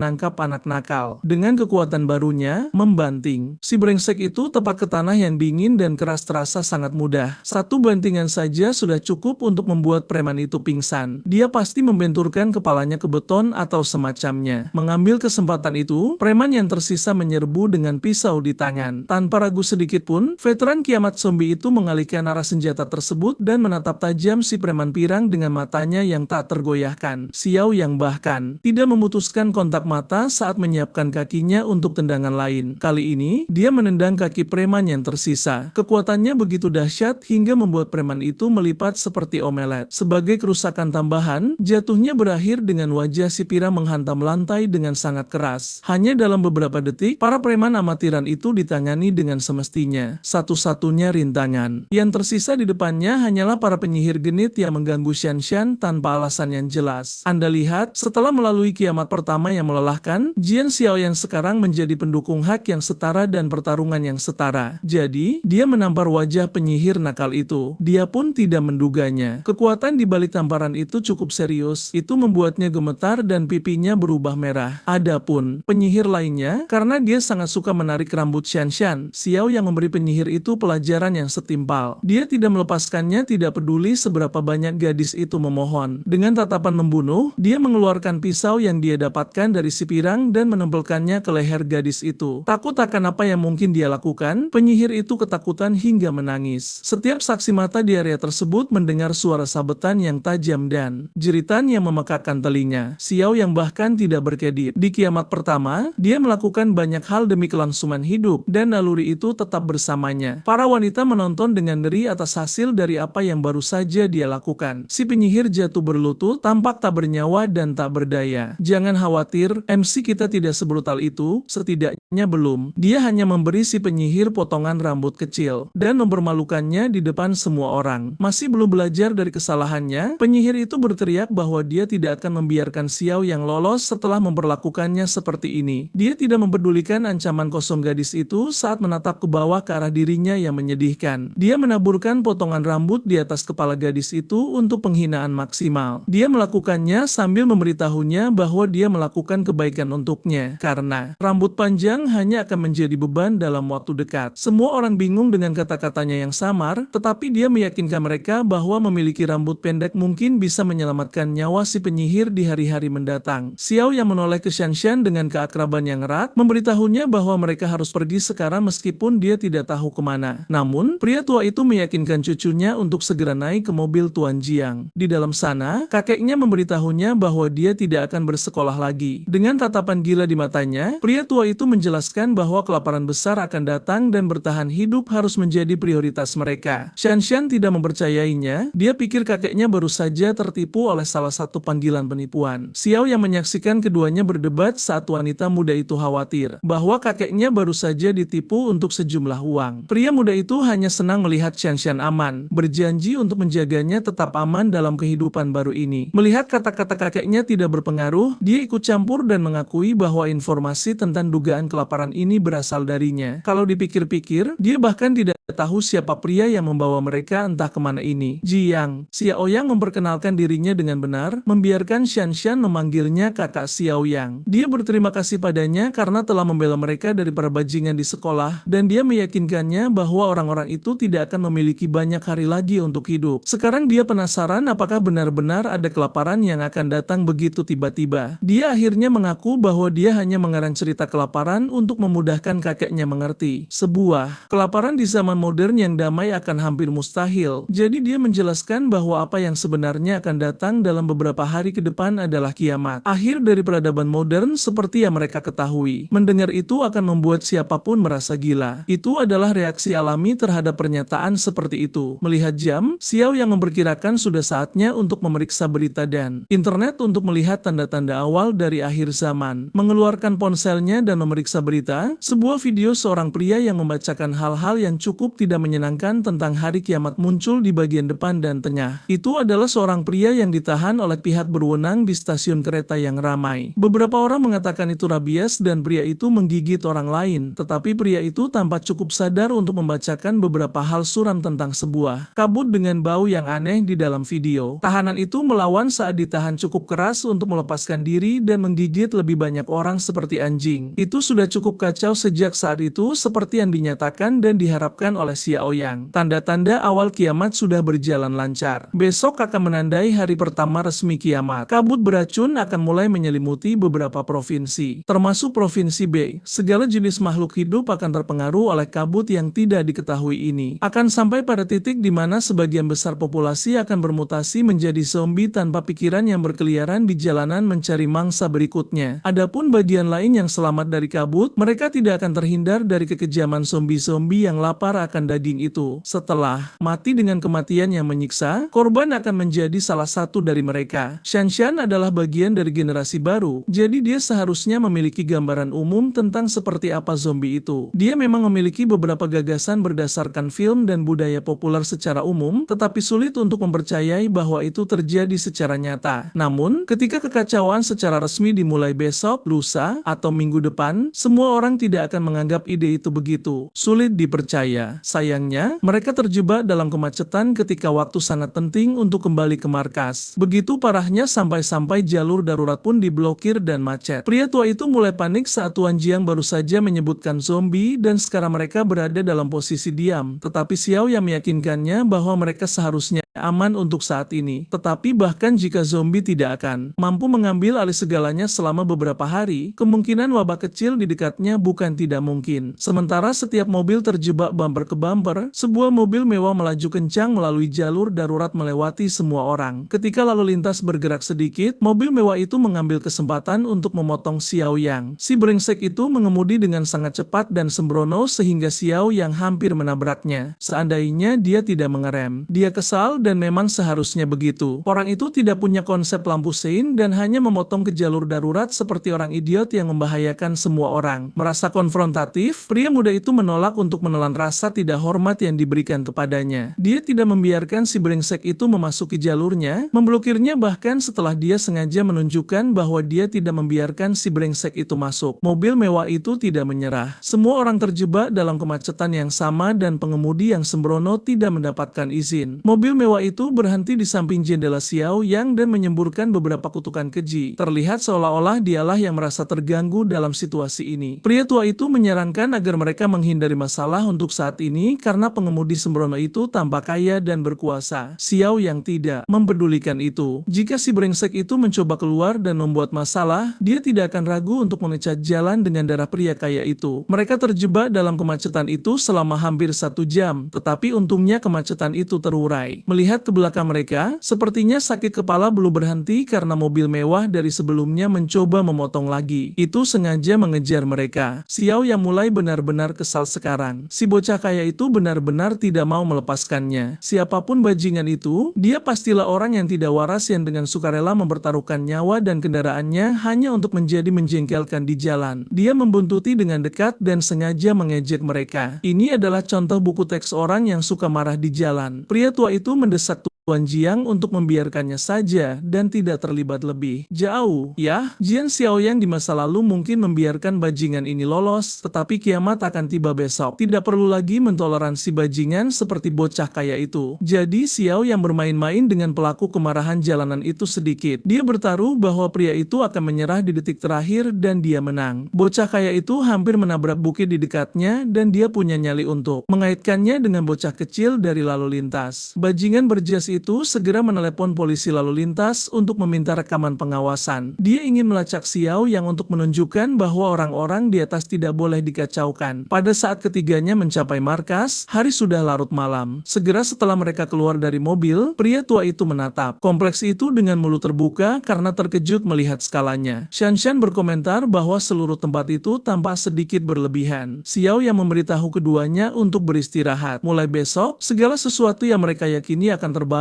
saat dunia memasuki mode hardcore. Begitu katanya, tapi dia tampak cukup santai dan nyaman di depan pemandangannya dengan kopi di tangan. Pagi hari, Shanshan baru saja bangun dan menemukan Xiao yang di dekatnya. Sudah lama sekali sejak dia tidur nyenyak dan tidak ada kelas pagi adalah perasaan yang membebaskan. Karena dia sudah bangun, ini akan menjadi waktu yang tepat untuk membawanya berkeliling benteng. Mereka menjemput kakek dan Xiao yang memberi mereka tur di sekitar fasilitas di mana semua dinding terbuat dari beton bertulis tulang yang serius. Setiap gerbang tidak akan jebol tanpa penggunaan persenjataan berat karena dikendalikan dari jarak jauh dan terbuat dari baja pada setebal 3 cm.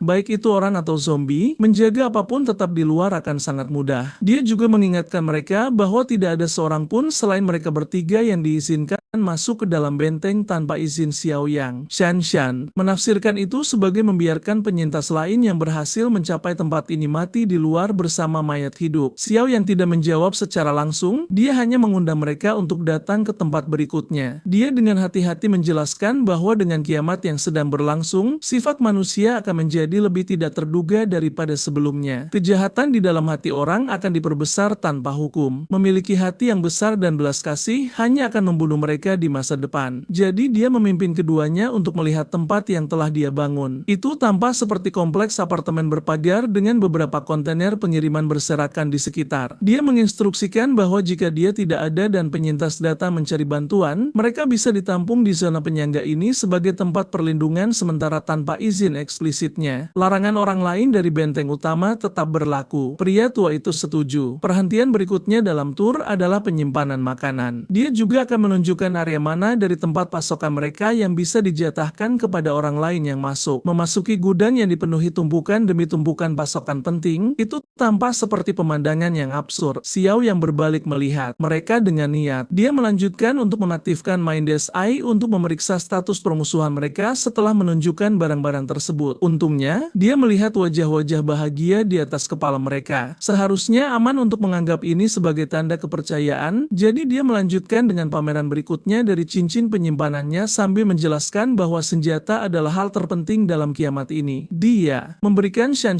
panah dan pria tua itu senapan. Dia mengingatkan mereka untuk memastikan senjata-senjata ini tetap di bawah kendali mereka, tidak pernah jatuh ke tangan orang lain. Sudah sewajarnya untuk melakukan itu. Keamanan senjata adalah suatu keharusan kecuali mereka menginginkan kekacauan. Saat di tengah tur, Xiao yang menerima pemberitahuan mengenai tugas sistem baru. Setelah bersatu kembali dengan Shan, dia diberi misi lain untuk bersatu kembali dengan mantan rekan lainnya bernama Jianqi. Pemberitahuan ini datang sebagai kejutan bagi Xiao Yang. Melihat kota dari dep pemandangan, dia melihat panah yang menunjukkan lokasi Jiang. Dia sudah berencana untuk menemukan teman-teman lamanya, jadi ini adalah bonus yang bagus. Sebelum melesat untuk menjalankan misi, dia memberitahu dua kakek cucu untuk mengingat aturan, dan jangan pernah berpikir untuk melanggarnya. Saat ditanya kemana dia pergi, dia masuk ke mobilnya dan menjawab bahwa dia akan keluar untuk merekrut dan membangun tim. Panah raksasa yang menunjukkan lokasi Jiang tampaknya menunjuk ke bar KTV. Di dalam salah satu ruangan, sekelompok teman sedang bersenang-senang minum dan menyanyi karaoke. Jianqi yang berambut perak dengan mabuk tersandung keluar dari ruangan dengan salah satu temannya untuk pergi ke kamar kecil. Setelah mengosongkan kandung kemih, keduanya dengan mabuk tersandung ke lorong. Karena terlalu mabuk, Jianqi tidak sengaja menabrak seorang gadis. Itu adalah benturan ringan, tetapi gadis itu tampak sangat terganggu. Tidak memikirkannya, Jianqi segera meminta maaf, tetapi pengawal gadis itu tidak menerima hal itu dengan baik, menyebut Jianqi Pang. Dia menendang pria muda itu tanpa pandang bulu. Jianqi tersandung ke dinding terdekat, jatuh di pantatnya dan itu tampak sangat menyakitkan. Temannya berlari ke sisinya untuk memeriksa apakah dia baik-baik saja. Dia tentu saja tidak terlihat baik-baik saja. Temannya yang berkacamata punya keberanian untuk membela temannya, meneriaki preman kejam itu karena berperilaku begitu agresif. Tidak terbiasa dengan orang yang melawan balik kepadanya, terutama di depan gadisnya. Preman itu marah. Dia mengangkat kerah baju temannya yang berkacamata, dan bajingan itu cukup kuat. Melihat situasi meningkat, Jianqi mencoba yang terbaik untuk bangkit kembali dan mengakui bahwa dia yang salah, memohon agar preman itu tidak memukul temannya. Untungnya, seorang anggota staf KTV sedang berjalan di sekitar dekat sana. Dia mengeluh karena sakit perut dan segera terkena flu, tetapi keributan itu menarik perhatiannya. Tampaknya perkelahian cukup lazim di bar ini karena orang mabuk tidak bisa menjaga tangan mereka sendiri. Staf memutuskan untuk turun tangan mencoba memisahkan perkelahian, meminta kedua belah pihak untuk tenang. Ketika preman itu berbalik, dia tampak tersinggung karena dihentikan. Dia menganggapnya sebagai rasa tidak hormat karena bahkan pemilik KTV tidak berani menyentuh pakaiannya. Staf heroik itu sekarang menjadi target kemarahan preman itu, jadi dia diam-diam memberi isyarat agar Jianqi dan temannya bergegas pergi. Preman bajingan itu menuntut agar bos bar keluar segera atau dia akan menutup tempat itu. Staf mencoba meredakan situasi, tetapi tampaknya tidak efektif karena mahasiswa itu berlari pergi. Kembali ke ruang karaoke 3090, keduanya masuk seolah-olah mereka dikejar oleh binatang buas. Teman-teman mereka yang lain secara alami ingin tahu tentang apa yang terjadi dan mengapa mereka terburu-buru. Ya, mereka pada dasarnya menabrak preman mabuk yang mengancam akan memukuli mereka dengan sangat parah. Mereka beruntung salah satu staf cepat tanggap dan cukup baik untuk meredakan keributan itu. Salah satu teman mereka berdiri, memberitahu mereka bahwa mereka seharusnya melawan karena kelas teknik mesin mereka tidak boleh mundur. Dia ingin memanggil orang lain dari departemen mereka untuk membalas. Jianqi menghentikan orang yang gegabah itu agar tidak melakukannya karena bertindak keras dan mencari masalah ketika mereka kurang dari setahun sebelum kelulusan akan menjadi langkah bodoh. Mereka harus terus bernyanyi, menari, dan merayakan. Mereka memang melakukan itu, tetapi masalah terus mencari mereka dalam bentuk preman mabuk dengan seluruh kelompoknya. Sepertinya mereka memukuli pelayan untuk menemukan ruang 3090. Para mahasiswa secara alami terkejut bahwa sekelompok preman tak dikenal baru saja menyerbu masuk. Preman mabuk melemparkan pelayan seperti boneka kain dan menunjuk ke Jianqi dan teman-temannya, memberitahu anak buahnya untuk menangkap semua orang. Para mahasiswa tidak berani melawan karena takut meningkatkan kekerasan lebih jauh, jadi mereka menyerah. Melihat nasib pelayan yang dipukuli membuat mereka gemetar. Pria tangguh teknik mesti mengejek para preman, menantang mereka untuk membiarkannya melakukan satu panggilan telepon. Mengambil sebotol whisky, preman mabuk menghentikan pria tangguh itu berbicara. Dia melakukannya dengan menghancurkan botol penuh di tangannya ke kepala pria tangguh itu. Darah pria tangguh Chencong dan whisky bercampur saat mengalir ke lantai, membuat Jianqi khawatir. Di luar bar KTV, mobil yang familiar baru saja berhenti di pintu masuk. Jian Xiao yang keluar dari mobilnya dengan senyum, bersemangat memikirkan melihat salah satu teman lamanya dari kiamat pertama. Dia terhibur oleh betapa pasnya KTV untuk versi mahasiswa Jianqi. Dia memasuki tempat itu dipandu oleh staf kelas atas bahkan ketika mereka menghadapi akhir dunia yang mengerikan untuk pertama kalinya. Di sekitar sana, Jianqi selalu menjadi tipe pria yang masih memiliki hati untuk bernyanyi. Chencong mencoba bertindak lebih tangguh daripada yang sebenarnya, dan yang didapatkannya hanyalah luka kepala yang menyakitkan dari botol minuman keras yang pecah. Preman itu menoleh ke wanitanya, merasa bangga pada dirinya sendiri, tetapi dia tidak terhibur sama sekali karena Chencong bukanlah orang yang menabraknya. Sebelumnya, itu sama sekali bukan masalah karena mereka bisa menghancurkan kepala Jiang. Namun, tampaknya Chencong cukup tangguh, mengambil asbak logam, dia berjuang melewati rasa sakit untuk membalas tetapi ditangkap oleh preman lain segera. Keberaniannya membuat kepala preman itu terkesan dan kesal. Menggunakan botol segar di tangannya, dia memberikan pukulan brutal lainnya ke kepala pria tangguh itu. Jianqi dan teman-teman sekelasnya hanya bisa menonton saat salah satu teman mereka dihancurkan, tidak hanya sekali tapi dua kali. Menjadi teman baik seperti dia mengabaikan preman bersenjata di sekitar dan menyerbu kepala preman itu, menyiksa mereka sementara dia dan si berkacamata dengan berani membela teman mereka. Pria pengecut yang tersisa gemetar ketakutan. Sayangnya, situasi dua lawan banyak. Gangster adalah resep untuk bencana. Namun, saat mereka dipukuli, petugas KTV yang terluka mulai terhuyung-huyung berdiri. Meskipun tidak diuntungkan dalam jumlah, Jianqi sebenarnya bertahan dengan cukup baik, memberikan banyak masalah kepada para preman. Sementara mereka teralihkan mencoba memukuli satu sama lain, petugas KTV sudah mulai bermutasi secara tidak normal, kehilangan kewarasannya. Zombie rabies itu segera berlari ke tempat di mana kumpulan daging hidup terbesar berada, menunjukkan kecepatan yang luar biasa. Satu preman yang malang kebetulan menjadi yang terdekat, jadi petugas yang terinfeksi menggigit punggungnya seperti steak yang dimasak medium rare. Masih sadar akan apa yang terjadi, preman itu hanya kesal dengan perilaku seperti anjing dari korban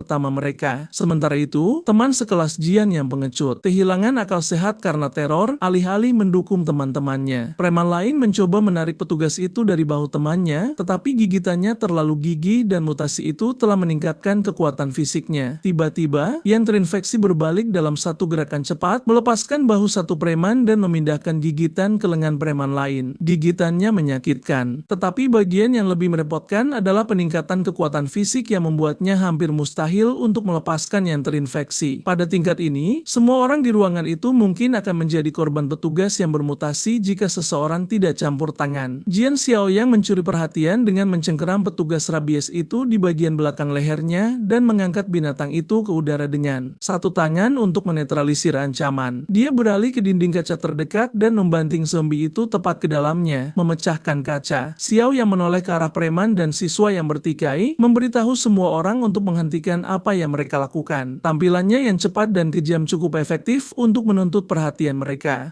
Para preman memperhitungkan bahwa orang asing ini pasti sangat kuat, karena mereka bahkan tidak bisa memindahkan petugas rabies itu dengan dua orang bekerja sama. Bajingan kepala itu cukup tidak efektif dalam membaca situasi, mengalihkan kemarahannya ke arah pria yang baru saja menghancurkan zombie rabies dengan satu tangan. Mengabaikan gangster, Xiao yang beralih ke Jianqi untuk bertanya apakah pria muda itu digigit. Terbata-bata dalam kebingungan, dia menjawab bahwa dia tidak digigit. Tak satu pun dari mereka memiliki petunjuk tentang apa yang sedang terjadi. Tanpa penjelasan lebih lanjut, Xiao yang hanya memerintahkan teman lamanya dari kehidupan sebelumnya untuk ikut dengannya. Untuk beberapa alasan, Jia merasa terdorong untuk mengikuti tetapi dihentikan oleh bajingan kepala yang masih berpikir bahwa dia adalah bos dalam situasi ini. Sebelum perkelahian lain bisa terjadi, salah satu gangster yang digigit mulai batu parah sambil mengeluh tentang sakit kepala parah yang membuat kepalanya berputar. Xiao yang bisa melihat tanda-tanda awal mutasi dari jarak jauh dan pria ini menunjukkan setiap gejala selain luka gigitan besar di bahunya. Dia juga mengeluh tentang pilek di awal hari. Sambil tetap memegang zombie rabies di leher, Xiao yang mengonfirmasi bahwa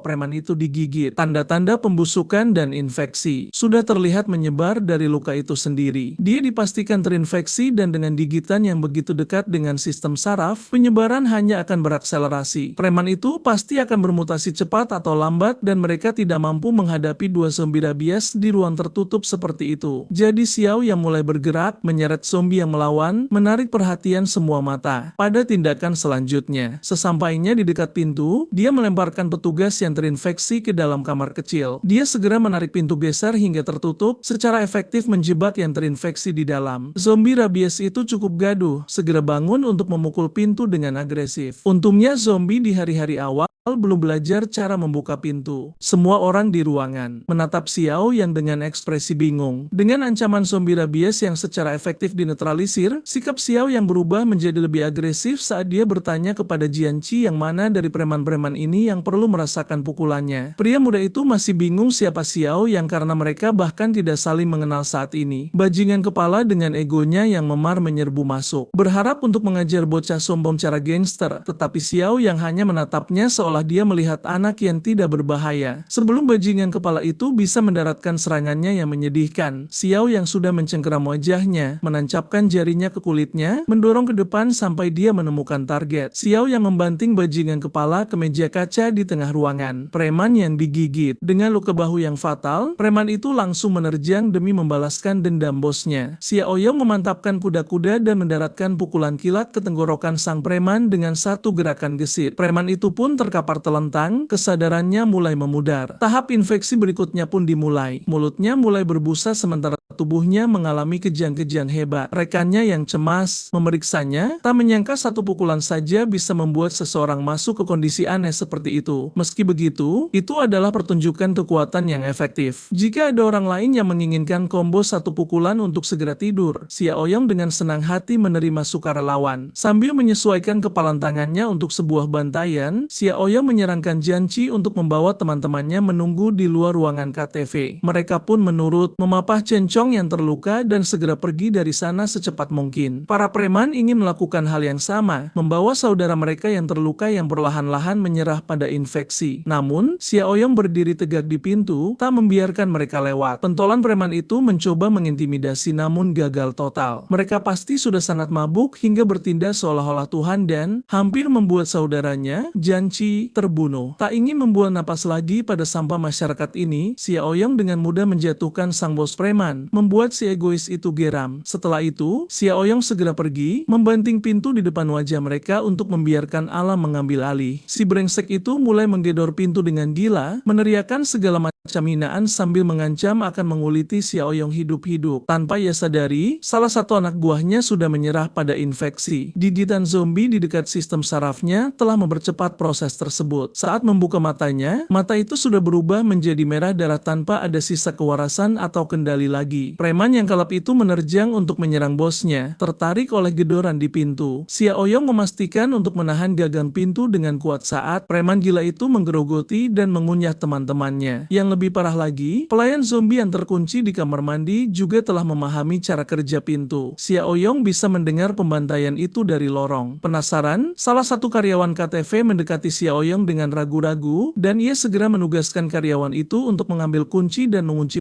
pintu, tidak membiarkan siapapun masuk. Mereka juga harus memanggil polisi dan para medis dengan alasan kasus flu rabies di dalam ruangan. Mendengar keseriusan dalam suara pemuda itu dan penyebutan flu rabies membuat karyawan itu waspada. Ia tampak linglung, jadi Xiaoyong harus meneriakinya untuk kedua kalinya agar bertindak cepat karena mereka tidak punya waktu untuk bersantai. Kamar KTV pun terkunci rapat dari luar dengan geraman mengerikan dari preman-preman gila yang terdengar dari lorong. Adapun Janci dan kawan-kawan, Xiaoyong mengundang mereka untuk mengikutinya sekarang, membiarkan karyawan KTV menangani sisa-sisa dari apa yang baru saja terjadi. Karyawan yang mengunci pintu itu merasa ngeri dengan suara-suara tak manusiawi dari dalam. Salah satu rekannya mendekat dengan penasaran, menanyakan kekacauan apa yang terjadi. Penyebutan flu rabies akan mengejutkan siapapun yang mendengarnya, sehingga mereka memutuskan untuk lari ke ruang keamanan dan memeriksa rekaman CCTV langsung. Begitu mereka tiba di ruang keamanan, tayangan langsung menunjukkan sesuatu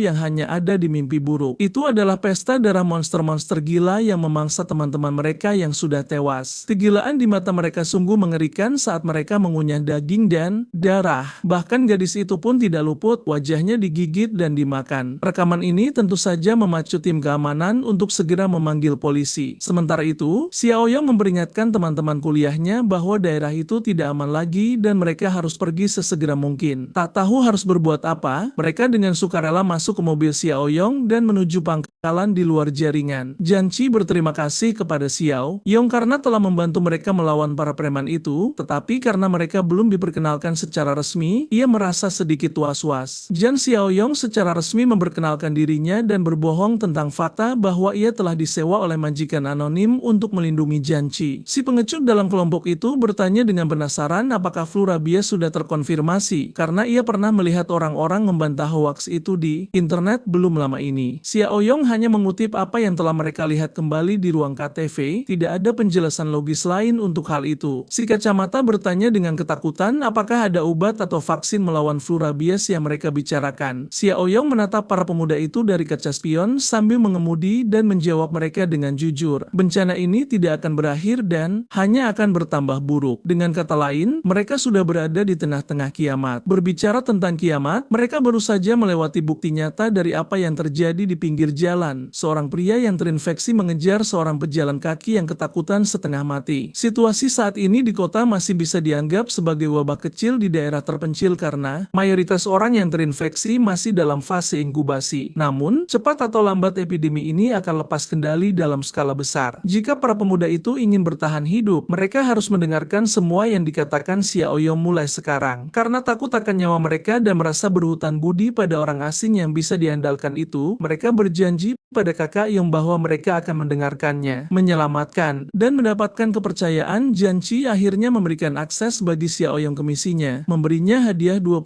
poin sistem. Sekarang adalah waktu yang tepat untuk mengamankan lebih banyak sumber daya, jadi ia bersemangat melihat kotak jarahan baru di toko. Ada kotak petani kiamat, kotak pencegah bersenjata, dan kotak pasokan makanan untuk menghabiskan poinnya. Ia sudah melihat kotak petani kiamat, jadi sepertinya ia perlu menyegarkan atau membelinya untuk membuka slot bagi barang baru. Meskipun demikian, setiap kotak ini tampak berguna dan tidak terlalu mahal. Xiaoyong berencana untuk menebus semuanya begitu dia kembali ke benteng. Sambil diam-diam melirik ke arah anak-anak kuliah itu, satu masalah rumit terlintas di pikirannya. Di kehidupan masa lalu mereka, Janci dikhianati oleh salah satu teman asramanya yang berujung pada kematian banyak orang di tangan zombie yang brutal. Janci adalah satu-satunya yang nyaris selamat, tetapi pengkhianatan pengkhianatan itu mengubahnya secara mendasar. Adapun pengkhianat yang menyebabkan semua orang terbunuh, pastilah salah satu dari orang-orang bodoh yang duduk di kursi belakang Xiaoyang ini. Di sisi lain kota, Kujing sedang menelepon pria yang ia panggil dengan mesra sebagai sayang. Wanita licik itu merasa cemas karena ia dijanjikan beberapa persediaan. Keadaan mulai menggila di daerahnya dan ia terlalu takut untuk pergi ke toko sendiri. Si pria bodoh itu terus berjanji bahwa ia akan membawakan barang-barang segera setelah ia mampu. Tiba-tiba, ketukan di pintunya hampir membuat Kujing kena serangan jantung. Ia menutup telepon dan perlahan mendekati pintu dengan napas tertahan, mengintip dengan hati-hati melalui lubang intip. Ia akhirnya melihat siapa yang ada di sisi lain. Ia menghela napas lega saat membiarkan teman penyihirnya, Xia, masuk. Xia juga merasa tidak enak ketika mendengar bahwa kakek tua bernama Lou dari lantai 1 gedung itu telah dibawa pergi tadi pagi. Dibawa pergi oleh mobil polisi dan ambulans yang mencoba merahasiakan masalah itu. Masuk akal karena Kujing bisa mendengar semua kekacauan dari lantai bawah. Pagi tadi, gadis-gadis itu mulai percaya bahwa berita flu rabies bukan sekadar taktik untuk menakut-nakuti. Adapun pengiriman pasokan yang dijanjikan Li Shuang itu masih belum tiba. Xia sudah memperingatkan Kujing bahwa suang yang berminyak itu tidak bisa dipercaya, tetapi mereka setidaknya bisa menggunakan suang untuk menjarah timbunan pasokan besar milik Jiang Xiaoyong, cukup untuk menghasilkan kekayaan di tengah epidemi. Terakhir kali Xiaoya gagal merayu pria itu dan diusir oleh Xiaoyong, ia mengirim salah satu pemujanya untuk mengawasinya secara diam-diam. Jadi ia menerima laporan tentang truk-truk yang secara rutin menurunkan pasokan di pabrik terbengkalai yang ia renovasi. Itu hanya masuk akal jika Xiaoyong entah bagaimana mengetahui tentang epidemi yang akan datang lebih awal, dan karenanya kedua penyihir itu menyusun rencana untuk menggunakan Xu Chang untuk menjarah tempat itu, mengambil bagian dari kekayaan Xiaoyong dengan paksa. Xiaoyong menepi ke pangkalan tanpa menemui masalah lebih lanjut di sepanjang jalan. Para pemuda itu juga keluar dari mobil, memandangi pemandangan dari apa yang telah dibangun Xiaoyong dengan mengesankan dalam waktu sesingkat itu. Jiang Qi tidak bisa menyembunyikan kegembiraan dan kekagumannya pada skala pangkalan yang luar biasa itu. Lebih tepat untuk menyebutnya sebagai benteng pada titik ini. Xiaoyong hanya tersenyum pada reaksi teman lamanya. Begitulah reaksi semua orang pada pandangan pertama. Suara mobil mereka juga memicu penyewa benteng lainnya untuk memeriksa keadaan dengan senjata di tangan. Kakek dan Xianshan merasa senang melihat Xiaoyong kembali dalam keadaan utuh. Pemuda itu meyakinkan mereka bahwa ia baik-baik saja dan memanggil para pemuda itu untuk memperkenalkan mereka sebagai anggota baru benteng. Ya, ia hanya mengenal Jiang Qi, jadi ia hanya menyebut pemuda lainnya sebagai teman sekelas Jiang Qi. Kakek Shenbo dan Shannan memperkenalkan diri mereka dengan ceria juga, menyambut pendatang baru ke tempat yang aman di benteng. Kemudian Xiaoyong menugaskan kakek Shenbo dengan membawa beberapa orang guna berkeliling area tersebut dan menjelaskan aturan serta peraturan mereka secara rinci. Si kacamata merasa seolah-olah mereka baru saja memasuki semacam pangkalan militer. Sebelum berkeliling tempat itu, si pengecut dengan lemah menuntut perhatian semua orang. Pertama, ia bertanya apakah mereka bisa diberi beberapa senjata juga sehingga mereka bisa berkontribusi dalam mempertahankan tempat besar itu. Xiaoyong memberinya tatapan curiga, mereka belum ada di sini selama 1 jam penuh dan orang itu sudah meminta untuk dipersenjatai. Bukankah itu mencurigakan? Si kacamata berbisik kepada Ying si pengecut untuk berhenti bersikap terlalu bersemangat mendapatkan senjata karena mereka adalah pendatang baru di sini. Menuntut sesuatu seperti itu memerlukan tingkat kepercayaan terlebih dahulu. Untuk membungkam tuntutan Ying, Xiaoyong berjanji bahwa semua orang akan mendapatkan senjata dalam beberapa hari lagi. Selain itu, cedera kepala Chen Chom cukup parah, jadi ia harus diperiksa di ruang medis terlebih dahulu untuk perawatan. Setelah beberapa jam, para pemuda itu akhirnya berhasil mandi untuk menghilangkan sisa alkohol dan ketegangan dari skenario hidup atau mati. Ying menoleh ke arah si kacamata dan bertanya dengan kesal mengapa ia menghentikan tuntutannya akan senjata tadi. Ia mengira jika si kacamata tidak ikut campur, mungkin mereka akan memegang senjata sekarang. Keberanian pengecut ini untuk berdiri dan berpidato tentang bagaimana cara terbaik untuk dilindungi mengingat situasi saat ini sungguh menggelikan. Tanpa senjata api, ia bahkan menyamakan berada di benteng ini dengan dengan menjadi tahanan rumah. Untungnya, si kacamata memiliki akal sehat dan rasa terima kasih karena telah diselamatkan dari rahang para terinfeksi. Ying terus mencoba menyebarkan rasa tidak percaya pada teman sekelasnya. Dengan mempertanyakan latar belakang Xiao Yong karena pria itu hanya mengklaim bahwa ia disewa oleh klien anonim untuk perlindungan. Ying dengan tepat mencari celah dalam cerita itu karena tampaknya tidak masuk akal. Ia mengertakkan gigi dan memungkit perawatan Chen Chong juga. Xiao Yong berjanji untuk memantau cedera rekan mereka, tetapi ruang medis memiliki lebih banyak fitur keamanan daripada sel penjara. Ying melontarkan ide beracun bahwa Xiao Yong mungkin bersekongkol untuk memanen organ teman mereka di ruang steril itu tanpa sepengetahuan mereka. Jadi ia bertekad untuk merekrut lebih banyak orang bodoh untuk melakukan pemberontakan dan menyerang penyelamat mereka terlebih dahulu. Si kacamata sangat menentang ide tersebut, tidak ingin mengkhianati Xiao Yong setelah ia membawa mereka ke tempat aman. Ying menegaskan bahwa ia lebih baik mengkhianati dunia daripada membiarkan dunia mengkhianatinya, jadi ia ingin mengambil alih benteng dan menyita kendali atas seluruh area. Selain mereka dan pria Xiao Yong itu, hanya ada seorang lelaki tua dan seorang gadis muda. Ying mengira jika Xiao Yong pergi, mereka bisa menangkap si lelaki tua dan gadis itu. Gadis itu kebetulan cukup manis juga dan Yiming menginginkan itu. Teman-temannya hanya menatapnya dengan jijik dan hina. Untungnya, si kacamata dan Janci bukanlah tipe pria seperti itu. Menyadari bahwa mereka tidak terpancing oleh rencananya, Ying melambaikan tangannya dan tertawa, menganggap apa yang baru saja ia katakan sebagai lelucon yang tidak boleh dianggap serius. Janci dengan naif menerima alasan setengah hati itu apa adanya. Kiamat bahkan belum dimulai sepenuhnya dan Ying sudah merencanakan tindakan tanpa hukum yang bejat. Si kacamata juga menambahkan bahwa jika Xiao Yong ingin memanen organ mereka, mereka pasti sudah dikurung tanpa daya sekarang. Saat dua orang lainnya keluar dari kamar mandi, Ying menganggap mereka tidak layak untuk diajak bersekongkol. Ia percaya bahwa di masa kacau seseorang harus kejam, meskipun ia gemetar melihat darah saat teman-temannya berkelahi dengan preman tadi. Yiming ingin mengubah mereka menjadi kacung seumur hidup begitu ia mengambil alih. Kakek Chungwo melaporkan bahwa Janci dan yang lainnya sudah mulai menetap. Adapun Chen Chong yang terluka, ia juga dalam masa pemulihan sesuai instruksi. Semua pintu dan jendela juga telah diamankan. Xiao Yang berterima kasih kepada kakek Shenbo dan Xianshan atas kerja keras mereka, menyuruh mereka istirahat karena mereka tidak tahu apa yang akan terjadi besok. Sebelum mereka pergi, Xiao Yang juga memperingatkan keduanya untuk mengawasi dua teman sekelas Janci lainnya, menyebutkan bahwa ia merasakan aura pengkhianat di antara mereka. Di tengah malam, Xiao Yang langsung pergi ke gudangnya untuk menyelesaikan beberapa hal. Ia membuka toko item sistem dan memeriksa penawaran dengan teliti. Mengklik semua produk yang ditawarkan, ia berhasil menebus kota petani kiamat level 1 seharga 2 poin, kota pasokan makanan level 1 seharga 5 poin, dan kota pasokan pencegah bersenjata level 1 seharga 5 poin lagi, menyisakan 8 poin. Kota petani kiamat berisi 50 benih jagung, kota pasokan makanan memberinya 200 kg sosis pati, 100 kg daging babi rebus dengan sayuran awetan, dan 50 kotak mie kubis asin. Adapun kotak pencegah bersenjata berisi 1.500 butir amunisi 9 mm.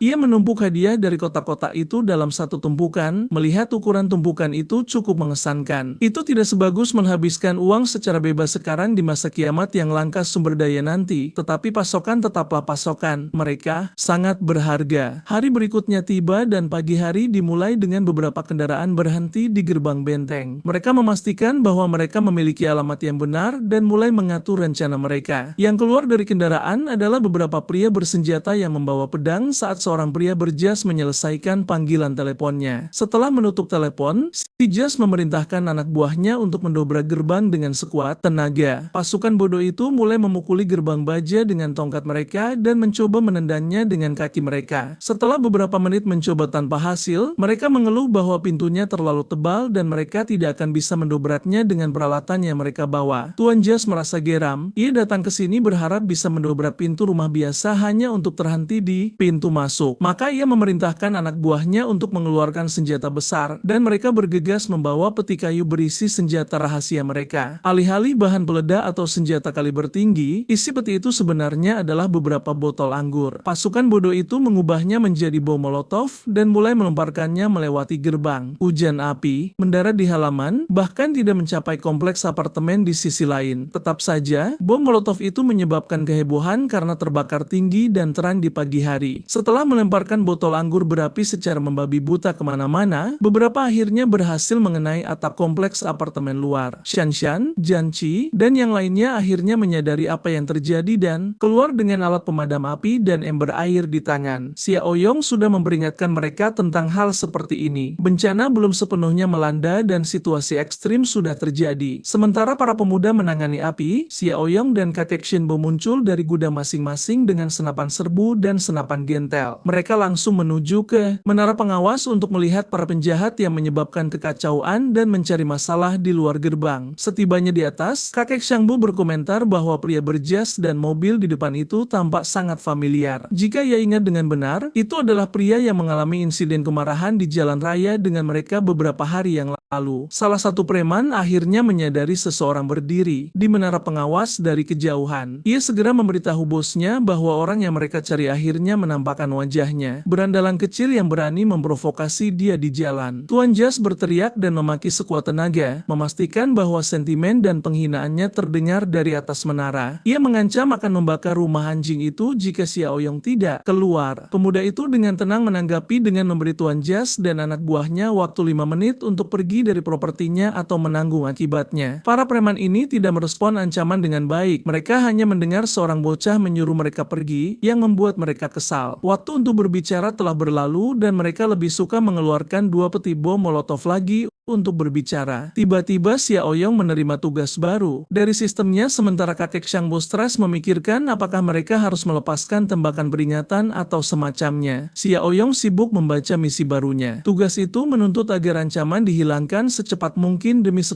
poin. Melihat hadiahnya, Xiao Yong segera membuang ide tembakan peringatan. Para penyusup ini jelas adalah gangster kriminal. Tatanan, masyarakat belum runtuh dan mereka sudah melakukan kejahatan keji. Mereka tidak peduli jika seseorang terbakar sampai mati oleh aksi mereka. Xiao Yong percaya bahwa membiarkan sampah tetap hidup selama kiamat hanya akan merugikan lebih banyak orang yang tidak bersalah dalam jangka panjang, bahkan membahayakan mereka. Jadi ia mulai membidik tanpa ragu. Pemuda itu menarik pelatuk dan pelurunya mencari darah pertama. Tembakan pertama mendarat di lengan Tuan Jas, membuatnya terpaku, tak bisa berkata-kata, dan ketakutan. Teriakan kesakitan bos mereka saat ia memegangnya lengannya yang putus membuat para preman menyadari bahwa mereka telah berurusan dengan orang yang salah. Xiao Yong yang masih sedingin es sebenarnya merasa frustrasi karena ia meleset dari tembakan yang seharusnya mematikan. Ia pasti sudah berkarat setelah menjalani kehidupan yang damai terlalu lama. Para preman melihat senapan serbu di tangannya dan bergegas mundur ke perlindungan kendaraan mereka. Yang pertama lari adalah sang bos, tetapi Xiao Yong adalah tipe pria yang sangat obsesif menuntaskan apa yang sudah ia mulai. Membidik lebih akurat kali ini, ia mulai menghabisi para preman yang mundur satu persatu. Mereka menghujani propertinya dengan api, jadi ia menghujani bokong, dada, dan kepala mereka dengan timah panas. Itu adalah sebuah pembantaian. Sang bos pasti merasakan semua adrenalin di tubuhnya memompa begitu keras sehingga ia berhasil mencapai salah satu kendaraan untuk berlindung. Begitu masuk ke dalam, ia memerintahkan pengemudi untuk pergi dari tempat ini, tidak mempedulikan potongan lengan berdarah yang dulu ia sebut tangan. Kakek Shenbo menatap mobil yang melarikan diri itu dengan cemas, tetapi ini bukan masalah besar. Inilah alasan mengapa Xiao Yong mengambil senapan otomatis dari gudang senjata. Membidik kendaraan yang mundur dengan hati-hati, ia melacak pergerakan mereka sambil terus mengosongkan magasin demi magasin peluru kaliber tinggi yang menembus badan mobil. Kakek menyaksikan pemuda itu terus membidik, menembak, mengosongkan isinya, dan mengisi ulang tanpa satupun gerakan yang sia-sia. Cara bocah itu menembak dari pinggang dan mengisi ulang begitu mulus sehingga bahkan selama dinas militernya, kakek Shangbo belum pernah melihat orang yang begitu efisien. Setelah mengosongkan beberapa magasin lagi, keadaan akhirnya menjadi tenang di sekitar benteng. Api juga telah berhasil dipadamkan. Mayat para preman berserakan di jalan yang langsung menuju gerbang benteng. Kendaraan pelarian itu hancur dan mogok. Semua orang di dalamnya tewas bersimbah peluru. Xiao Yong dengan acuh tak acuh memerintahkan kakek Shangbo untuk memanggil Janchi dan teman-temannya keluar guna membersihkan preman yang mati di depan pintu. Namun setelah dipikir-pikir, Mungkin ada cara yang lebih baik untuk memanfaatkan insiden kecil ini. Karena ini masih hari-hari awal kiamat,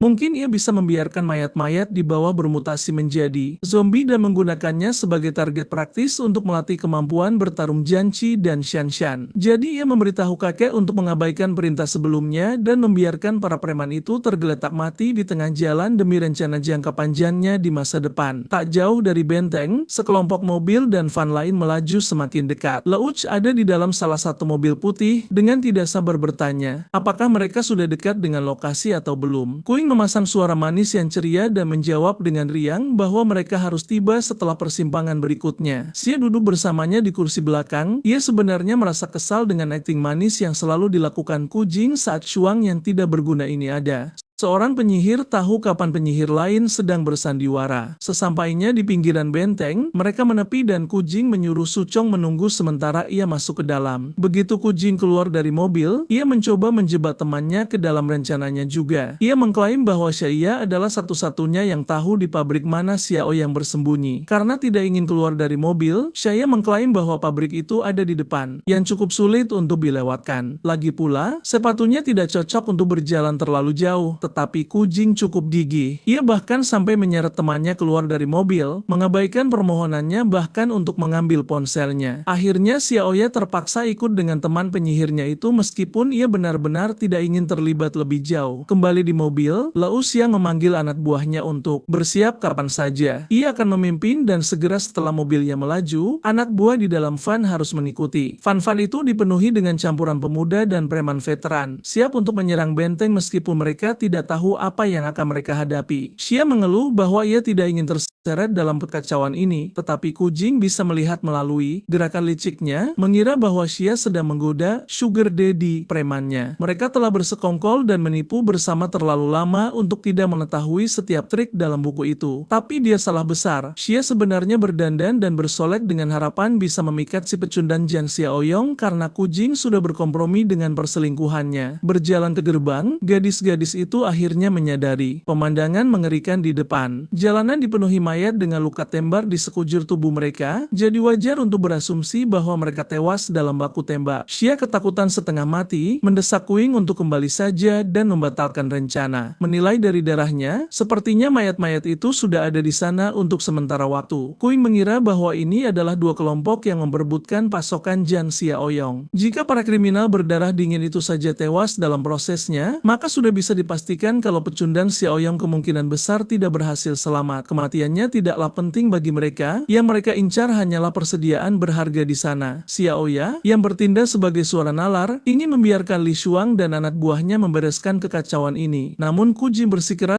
untuk menyelinap dan memeriksa apakah gerbang pabrik terkunci. Tanpa disadari oleh kedua gadis itu, mayat-mayat para gangster tersebut ternyata telah mulai bermutasi akibat virus yang kini menjalar di dalam sistem tubuh mereka.